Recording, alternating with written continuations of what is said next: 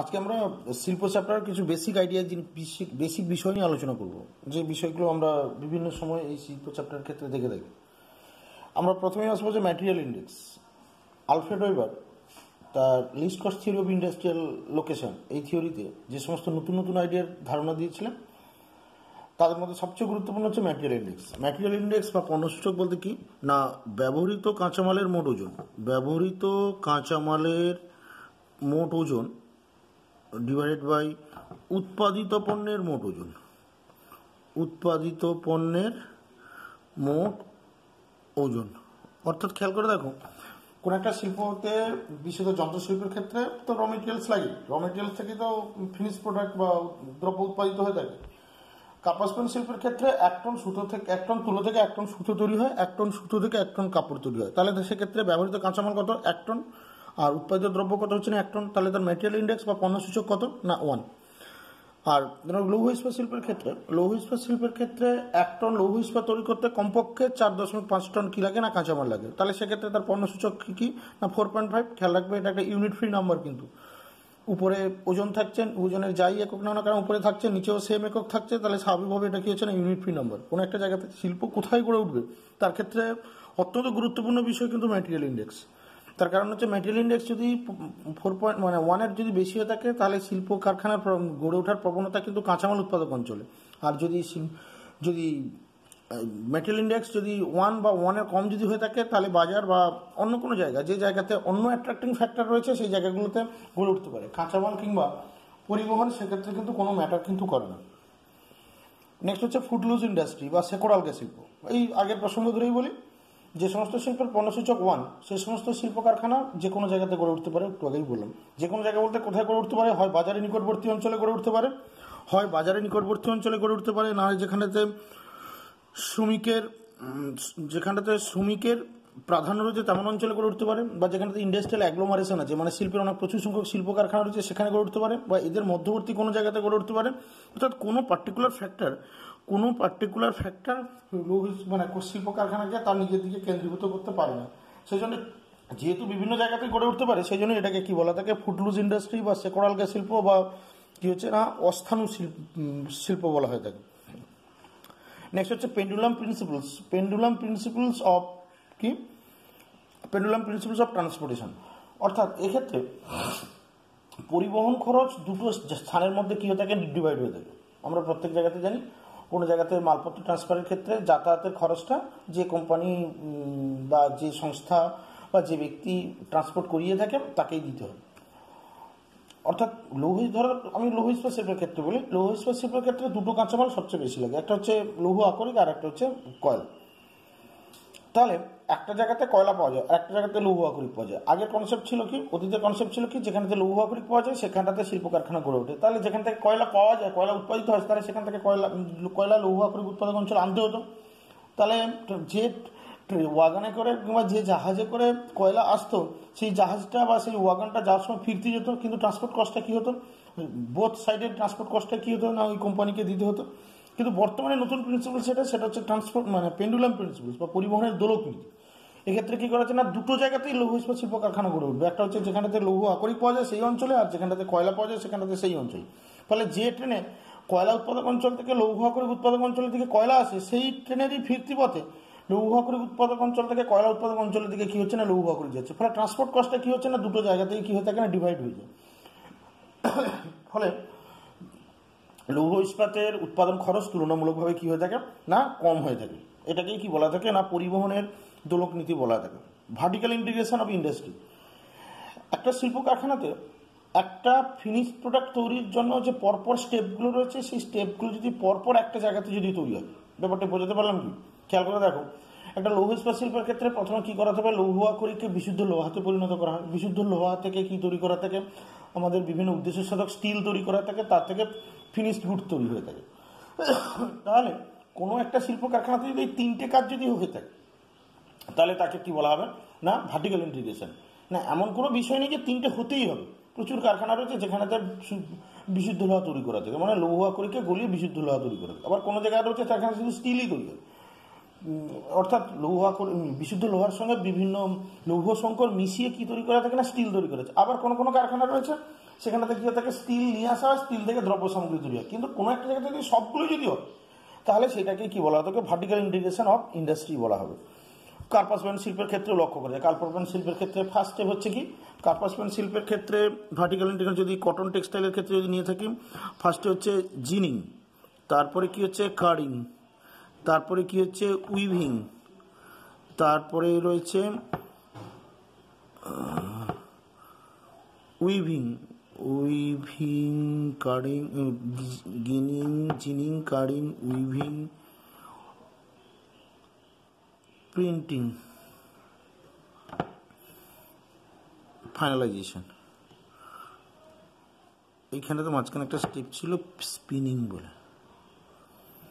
খেয়াল করে দেখো, প্রথমে তুলোর কাছে তুলোর কি থাকে, তুলো থেকে বীজ সেপারেট করা থাকে, তারপর সেই আঁচগুলোকে চিরুনির মতো যন্ত্র দিয়ে আঁচড়ে রাখা হয়, তারপর তাকে কি করে থাকে স্পিন করে থ্রেড বা সুতো তৈরি করা হয়, তারপর সেই সুতোগুলোকে বুনে কি তৈরি করা হয় থাকে কাপড় তৈরি করা থাকে, সেখান থেকে কাপড়কে প্রয়োজন মাফিক প্রিন্টিং করা থাকে, তারপর তাকে ফিনিশড মানে প্যাকিং করা হয়ে থাকে, মার্কেটিং করা হয়ে থাকে। তাহলে এই এতগুলো step ginning, carding, spinning, weaving, printing, finalisation, এগুলো যদি কোনো একটা শিল্প কারখানা যদি হয়ে থাকে তাহলে সেটাকে কি বলা হচ্ছে না ভার্টিক্যাল ইন্টিগ্রেশন। হরাইজন্টাল ইন্টিগ্রেশন ওটা খুবই সহজ, যে কোনো শিল্পের ক্ষেত্রে লক্ষ্য করা যায়। সেটা হচ্ছে কোনো একটা দ্রব্য সামগ্রী তৈরির জন্য বিভিন্ন ধরনের কাঁচামাল লাগে, এই বিভিন্ন ধরনের কাঁচামাল যদি বিভিন্ন জায়গাতে পাওয়া যায়, সেখান থেকে যদি একটা জায়গাতে যদি অ্যাকুমুলেট যদি করা হয়ে থাকে তাহলে সেটাকে কি বলা হবে না হরাইজন্টাল ইন্টিগ্রেশন। ধরো কাগজ শিল্পের ক্ষেত্রে কি রাসায়নিক দ্রব্যাদি লাগে, ঘাস, বাঁশ ইত্যাদি ধরনের লাগে, কাগজ মন্ড বা কাষ্ঠমন্ড, পাল্প লাগে, পুরাতন কাপড় কাগজ ইত্যাদি লাগে। এইগুলো বিভিন্ন জায়গা থেকে নিয়ে এসে কি করে থাকে না একটা জায়গাতে অ্যাকুমুলেট করা হয়ে থাকে। অর্থাৎ এই অনুভূমিক সংযোগ বা হরাইজন্টাল ইন্টিগ্রেশনের ক্ষেত্রে কী হয়ে থাকে, উৎপাদন প্রক্রিয়া যেখানে হয় সেখানে বিভিন্ন উৎস থেকে সংগৃহীত কাঁচামাল এবং উৎপাদিত দ্রব্যকে একত্রিত করে নতুন দ্রব্য সামগ্রী কী করা থাকে না উৎপন্ন করা হয়ে থাকে। নেক্সট হচ্ছে পিটসবার্গ প্লাস পদ্ধতি। এটা আমেরিকাতে ইউএসএতে লক্ষ্য করা যায়। এটা খুব ইন্টারেস্টিং বিষয় একটা, পিটসবার্গ প্লাস পদ্ধতি। এটাতে কি হয়েছিল না, পিটসবার্গ হচ্ছে আমেরিকা যুক্তরাষ্ট্রের ক্ষেত্রে একটা অন্যতম লৌহ ইস্পাত উৎপাদক অঞ্চল। কাঁচামাল পরিবহন অপেক্ষা আমেরিকা যুক্তরাষ্ট্রে ইস্পাত পরিবহনের খরচটা বেশি, মানে র মেটেরিয়ালস ট্রান্সপোর্ট করতে যা খরচ লাগে তার চেয়ে ইস্পাত ট্রান্সপোর্টের খরচটা তুলনামূলকভাবে বেশি। তাই ইস্পাতের মূল্য এই ইস্পাতের পরিবহন ব্যয়ের সাপেক্ষে নির্ধারিত হয়। সেজন্যই স্বাভাবিকভাবে কি হয়ে থাকে, উৎপাদন খরচ প্লাস ইস্পাতের ট্রান্সপোর্ট কস্ট মিলিয়ে মার্কেটিং কস্ট, মার্কেট ভ্যালু কি হয়ে থাকে না তৈরি হয়েছে। কিন্তু পিটসবার্গ অঞ্চলটা থেকে যত দূরের দিকে যাওয়া যাবে তত ট্রান্সপোর্ট কস্ট তত কি হতে থাকবে, বেশি হতে থাকবে। ফলে স্বাভাবিকভাবে ট্রান্সপোর্ট কস্ট অ্যাড হওয়ার জন্য দামটা কি হচ্ছে না বাড়ছিল। কিন্তু খেয়াল করে দেখো, পিটসবার্গ অঞ্চলে লৌহ ইস্পাতের দামটা তুলনামূলকভাবে কি হচ্ছে কম, অন্যান্য অঞ্চলে তুলনামূলকভাবে কি হচ্ছে না বেশি। তাহলে এই যে পদ্ধতি, অর্থাৎ আমেরিকা যুক্তরাষ্ট্রের মধ্যে পিটসবার্গ অঞ্চলে লৌহ ইস্পাত সস্তায় পাওয়া যাবে, আর বাকি অন্যান্য অঞ্চলে লৌহ ইস্পাতের দাম তুলনামূলকভাবে বেশি। তার কারণ হচ্ছে এক্সট্রা ট্রান্সপোর্ট কস্ট ওর সঙ্গে কি থাকছে, অ্যাডেড থাকছে। এখন কিন্তু আমাদের ভারতবর্ষের ক্ষেত্রে বা পৃথিবীর বেশিরভাগ দেশের ক্ষেত্রে এই ধরনের পদ্ধতি লক্ষ্য করা যায় না। ট্রান্সপোর্ট কস্ট সমেত কি হয়ে থাকে না জিনিসটার দাম জনগণের কাছে বা ক্রেতার কাছে কি হয়ে থাকে না উপস্থাপিত হয়ে থাকে। নেক্সট হচ্ছে ব্রেক অফ বাল্ক। এই ধারণাটাও ওই আলফ্রেড ওয়েবারের থিওরি সূত্র ধরেই কিন্তু এসে ব্রেক অফ বাল্ক আমাদের ভূপ্রাকৃতিক বন্ধুরতা বা ট্রান্সপোর্ট মোডের বিভিন্নতার জন্য বিভিন্ন জায়গাতে কি করতে হয় না ট্রান্সপোর্ট মোডটাকে চেঞ্জ করতে, পরিবহন মাধ্যমটাকে কি করতে হয় না চেঞ্জ করতে হয়। কেউ কলকাতা থেকে দার্জিলিং যাবে, সে টানা একটা মোডে যেতে পারে না, তাকে নিউ জলপাইগুড়ি পর্যন্ত এনজিপি পর্যন্ত কি হচ্ছে নর্মাল ট্রেনে যায়, তারপর তাকে হয় ছোট ট্রেনে করে অথবা ছোট গাড়ি করে মানে মোটর ভেহিকেলসে করে তাকে যেতে হবে। আমি শিয়ালদা থেকে আমার বাড়িতে আসবো, তাহলে সেক্ষেত্রে কী করতে হচ্ছে, ব্যারাকপুর স্টেশন পর্যন্ত ট্রেনে এলাম, সেখান থেকে কিছুটা হেঁটে তারপর থেকে কি রিক্সা বা অটো বা টোটো করে এলাম। কিন্তু তাকে এতগুলো মোড চেঞ্জ করার জন্য ট্রান্সপোর্ট কস্টটা কী হয়ে গেল না বেড়ে গেল। নর্মালি বলা হয়ে থাকে যে ট্রান্সপোর্ট কস্ট কী হচ্ছে না পরিবহন দূরত্বের সঙ্গে সমানুপাতিক এবং যে পণ্য পরিবাহিত থাকে তার পরিমাণের সঙ্গে সমানুপাতিক। বাট বাস্তবিক পক্ষে তা কিন্তু হয় না। যতগুলো মোড চেঞ্জ হবে ততক্ষণ জন্য লোডিং আনলোডিং কস্টিং রয়েছে, গোডাউনের খরচ রয়েছে ইত্যাদি থাকার জন্য ট্রান্সপোর্ট কস্টটা কী হয়ে থাকে বৃদ্ধি পায়। এই যে বিভিন্ন জায়গাতে যে ট্রান্সপোর্ট মোডের যে চেঞ্জ সেটাকে কি বলা থাকে না ব্রেক অফ বাল্ক। অর্থাৎ এটা আলফ্রেড ওয়েবারের থিওরির একটা গুরুত্বপূর্ণ ড্রব্যাক ছিল কিন্তু। নেক্সট হচ্ছে আউটসোর্সিং। আমরা এটাকে সংক্ষেপে কি বলে থাকি, বিপিও বলে থাকি, বিজনেস প্রসেস আউটসোর্সিং। অ্যাকচুয়ালি পুরো নামটা কি, বিপিও, বিজনেস প্রসেস আউটসোর্সিং। কোনো সংস্থা তার নিজের কাজকর্ম সস্তা যদি অন্য কোনো সংস্থাকে দিয়ে যদি করিয়ে নেয় তাহলে তাকে কি বলা হবে না, বিপিও, বিজনেস প্রসেস আউটসোর্সিং। আর এইটা যদি কোনো একটা দেশের সংস্থা অন্য একটা দেশের সংস্থা থেকে যদি করিয়ে নিয়ে থাকে তাহলে সেটাকে কি বলা হবে না, অফশোরিং বলা হয় থাকে। আউটসোর্সিংয়ের কারণ হচ্ছে মান এবং দক্ষতা বৃদ্ধি, তথ্য প্রযুক্তির উন্নতি, খরচ কম লাগে। সাধারণত তৃতীয় বিশ্বের দেশগুলোতে শিক্ষিত বেকার প্রচুর রয়েছে, সেক্ষেত্রে দেশে কাজকর্ম তেমন নেই, সেই জন্য বাইরের কোম্পানিগুলো এইখান থেকে কী করতে থাকে না, কাজকর্মগুলো করিয়ে নেয়। সেই জন্য আমাদের পশ্চিমবঙ্গে কিংবা ব্যাঙ্গালোরে তুমি দেখবে আইটি সেক্টরে, তথ্য প্রযুক্তি সেক্টরে কিন্তু খুব গুরুত্বপূর্ণ বিকাশ ঘটেছে। শিক্ষিত বেকার এবং সস্তা শ্রমিকের জন্য সাধারণত এই বিষয়টা লক্ষ্য করা যায়। কি কোন কোন বিষয়ের ক্ষেত্রে সাধারণত আউটসোর্সিং হয়ে থাকে না, আইটি সেক্টরের ক্ষেত্রে হয়ে থাকে, ই লার্নিংয়ের ক্ষেত্রে হয়ে থাকে, মেডিকেল কনসালটেন্সির ক্ষেত্রে হয়ে থাকে, কল সেন্টার বা কাস্টমার কেয়ার সার্ভিস ইত্যাদির জন্য কি হয়ে থাকে না, এই আউটসোর্সিং লক্ষ্য করে যায়। অর্থাৎ খেয়াল রাখতে হবে কোনো একটা সংস্থা এই আর একটা সংস্থাকে ইন্টারনেট বা কম্পিউটারের মাধ্যমে, ইন্টারনেটের মাধ্যমে প্রচুর কাজকর্ম পাঠিয়ে দিল, এবং এই সমস্ত কাজকর্মে যে খেয়াল রাখতে হবে, যে সমস্ত দ্রব্য সামগ্রী, যে পরিষেবাটা পাওয়া যাচ্ছে কোনো দ্রব্য তৈরি হয় না, কিন্তু সার্ভিস সেক্টর মূলত এটা। এক্ষেত্রে কাজটা করে আবার ওই সংস্থাকে কী করলো না, পাঠিয়ে দিল। ওই তার জন্য কী হয়ে থাকে না, ওই যে সংস্থা পাঠিয়ে দিল সে যদি নিজে যদি এই ইনফ্রাস্ট্রাকচার তৈরি করতে হতো তার খরচ তুলনামূলক অনেক বেশি পড়তো। তা সেটা না করে সে অন্য সংস্থাকে দিয়ে কাজ করিয়ে নিলে তার সুবিধাটা কী হলো না, তুলনামূলক কম কস্টিংয়ে সেই কাজটা করতে পারলো। নেক্সট হচ্ছে ডাউনস্ট্রিম ইন্ডাস্ট্রি বা সাবসিডারি ইন্ডাস্ট্রি কাকে বলা থাকে না, কোনো একটা মেন শিল্প থাকবে, সেই মেন শিল্পটাকে টার্গেট করে বা কেন্দ্র করে যদি তার চারপাশে যদি অনেক ছোটো ছোটো ইন্ডাস্ট্রি যদি গড়ে ওঠে তাহলে সেটাকে কি বলা হবে না, ডাউনস্ট্রিম ইন্ডাস্ট্রি বা সাবসিডারি ইন্ডাস্ট্রি বলা হবে। খেয়াল রাখতে হবে একটা মেন ইন্ডাস্ট্রি রয়েছে, তার চারপাশে কি হচ্ছে না, ছোটো ছোটো ইন্ডাস্ট্রি রয়েছে, সেগুলোই হচ্ছে ছোটোগুলোই হচ্ছে কিনা ডাউনস্ট্রিম ইন্ডাস্ট্রি। এগুলো দু ধরনের হতে পারে, একটা হচ্ছে সংযোজন ভিত্তিক শিল্প হয়। সংযোজন ভিত্তিক শিল্প মানে মূল কারখানাটাতে ছোটো ছোটো দ্রব্য সামগ্রীকে জোড়া লাগানো, আর পাশে যে ছোটো ছোটো কারখানা রয়েছে সেগুলোতে ওই ছোটো ছোটো সামগ্রী তৈরি করা। খেয়াল করে দেখো একটা মোটর গাড়ি তৈরির জন্য বিভিন্ন ধরনের, কে টায়ার তৈরি করছে, কে স্টিয়ারিং তৈরি করছে, কে গদি তৈরি করছে, কে বডি তৈরি করছে, কে কালার করছে, এগুলো বিভিন্ন কারখানাতে হচ্ছে, ছোটো ছোটো কারখানাগুলোতে। আর মূল কারখানাতে গিয়ে সেখানে কী হচ্ছে, সেগুলোকে অ্যাসেম্বল করে কী করা থাকে না, পুরো দ্রব্যাদিটা তৈরি করা থাকে। এটা এক ধরনের ডাউনস্ট্রিম ইন্ডাস্ট্রি। আর একটা ডাউনস্ট্রিম ইন্ডাস্ট্রি হচ্ছে যে কোনো একটা মূল শিল্পে যে দ্রব্যটা উৎপাদিত হবে সেইটাকে র মেটেরিয়ালস হিসেবে ব্যবহার করে ছোটো ছোটো ইন্ডাস্ট্রিগুলো গড়ে ওঠে। যেমন ধরো অয়েল রিফাইনারিতে ক্রুড অয়েল পিউরিফিকেশনের সময় কী পাওয়া যায় না, ন্যাপথা পাওয়া যায়। সেই ন্যাপথাটাকে কাঁচামাল হিসেবে ব্যবহার করে কী করা থাকে না, ছোটো ছোটো ইন্ডাস্ট্রিগুলো গড়ে উঠেছে, সেগুলোকে কী বলা থাকে না, ডাউনস্ট্রিম ইন্ডাস্ট্রি। সাধারণত মূল ইন্ডাস্ট্রিতে যদি কোনো কারণে যদি ক্ষতিগ্রস্ত হয়ে থাকে তাহলে কিন্তু বাকি টোটাল সমস্ত সিস্টেমটা কী হয়ে যাবে না, কোলাপস করে যাবে। নেক্সট হচ্ছে শিল্পাঞ্চল এবং শিল্পের একদেশী ভবন।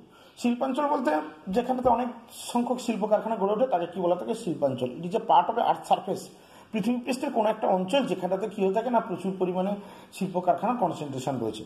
আর ইন্ডাস্ট্রিয়াল কনসেন্ট্রেশন মানে কি না, কোনো একটা অঞ্চলে যদি একই ধরনের শিল্প প্রচুর সংখ্যক যদি গড়ে ওঠে তাকে কী বলা থাকে, শিল্পের একদেশী ভবন বা ইন্ডাস্ট্রিয়াল কনসেন্ট্রেশন বলা হয়ে থাকে। খেয়াল রাখতে হবে industrial concentration is a process, but industrial reason is a part of earth surface.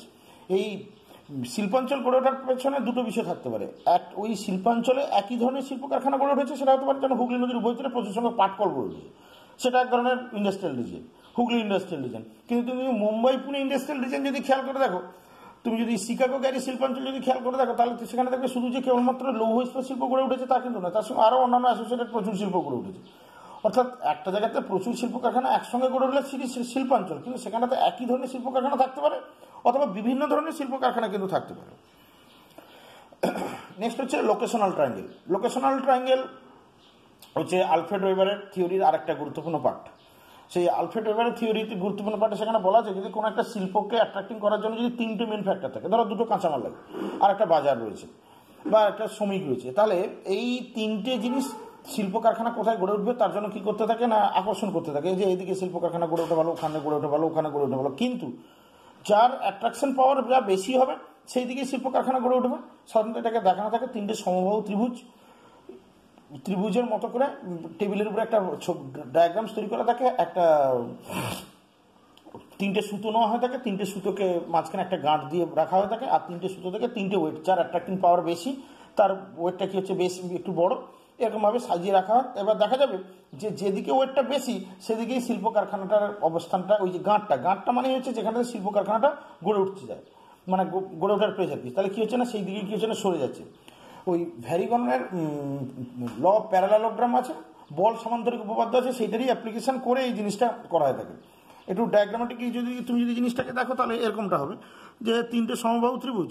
এবার দেখা গেল যে এখানে এক ধরনের কাঁচামাল, এটা ধরো কাঁচামাল, এটা কাঁচামাল, এটা দেখা গেল যে বাজার, এই তিনটে অ্যাট্রাক্টিং পাওয়ার রয়েছে। এবার দেখা গেল কাঁচামালের মধ্যে এটা ভাড়া সমান কাঁচামাল, আর এটা হচ্ছে মানে অবিশুদ্ধ কাঁচামাল, এটা হচ্ছে বিশুদ্ধ কাঁচামাল। তাহলে স্বাভাবিকভাবে শিল্প কারখানা এর দিকে কি থাকবে না ঝুঁকে থাকবে। এটা অ্যাপ্লিকেশন বলতে মানে বোঝার সুবিধার জন্য এই বিষয়টা রয়েছে। নেক্সট আর একটা জিনিস রয়েছে, সেটা হচ্ছে ডিজিটাল ডিভাইড। এই জিনিসটা বলতে এই পৃথিবী জুড়ে তথ্য প্রযুক্তি শিল্পের গুরুত্বপূর্ণ বিকাশের ফলে সকল মানুষ কিন্তু তথ্য প্রযুক্তি শিল্পের যে বিকাশ করেছে তার অ্যাডভান্টেজ, তার সুবিধা কিন্তু পৃথিবীর সকল মানুষ কিন্তু পাচ্ছে না। আর্থসামাজিক বৈষম্যের কারণে কোনো সুবিধা ভোগ করতে পারছে, কোনো মানুষ এই সুবিধা ভোগ করতে পারছে না। অর্থাৎ তথ্য প্রযুক্তির জন্য আয় ও বৈষম্যের নিরিখে পৃথিবী এখন দুটো পার্টে বিভক্ত। পৃথিবীর একটা সেক্টর এই ইলেকট্রনিক্স ফেসিলিটি বা ইলেকট্রিক্যাল ফেসিলিটি বা তথ্য প্রযুক্তির সুবিধা পায়, আর একটা সেক্টর পায় না। তাহলে কি হলো, ডিজিটালি গোটা বিশ্বটা কি হচ্ছে, দুটো ভাগে ভাগ হয়েছে। এই তুমি করোনা পরিস্থিতির কথা চিন্তা করে দেখো না, করোনা পরিস্থিতির ক্ষেত্রে শহরের ছেলেমেয়েরা তোমরা যারা আছো তারা প্রত্যেকেই ওই মোবাইলে জুম অ্যাপে কিংবা গুগল মিটে বিভিন্ন জায়গাতে তোমাদের স্কুল টিউশন ইত্যাদি করার সুবিধা পাচ্ছ। কিন্তু গ্রামের দিকে যাদের কাছে এই ফেসিলিটিটা নেই, অ্যান্ড্রয়েড ফোন নেই, যেখানে নেট কানেকশন নেই, সেখানটাতে ছেলেমেয়েরা জিনিসটা পাচ্ছে না। তাহলে দেখো ডিজিটালি তোমরা কিছুটা এগিয়ে গেলে, তারা কিছুটা পিছিয়ে গেলো। তাহলে ডিজিটালি এই করোনা পরিস্থিতি, কোভিড-19 পরিস্থিতি কী হলো না, আমাদের সোসাইটিটাকে দুটো ভাগে কী করে ফেলো না, ভাগ করে ফেলো। এটাকে কি বলা থাকে না, ডিজিটাল ডিভাইড। দেখো আমরা কী বিষয়গুলো একটু আলোচনা করলাম। ফার্স্ট আমরা দেখলাম কি ম্যাটেরিয়াল ইন্ডেক্স, তারপরে কী রয়েছে ফুডলুজ ইন্ডাস্ট্রি, তারপর হচ্ছে পেন্ডুলাম প্রিন্সিপালস অফ ট্রান্সপোর্টেশন, তারপর হচ্ছে ভার্টিক্যাল ইন্টিগ্রেশন অফ ইন্ডাস্ট্রি, তারপর নেক্সট হচ্ছে horizontal integration of industry, Pittsburgh plus method, break of bulk point, outsourcing and offshoring, downstream industry, industrial region and industrial concentration, locational triangle, and lastly কী হচ্ছে digital divide. ওকে, ঠিক আছে, তাহলে next ক্লাসে আমরা অন্য কিছু বিষয় নিয়ে আলোচনা করবো।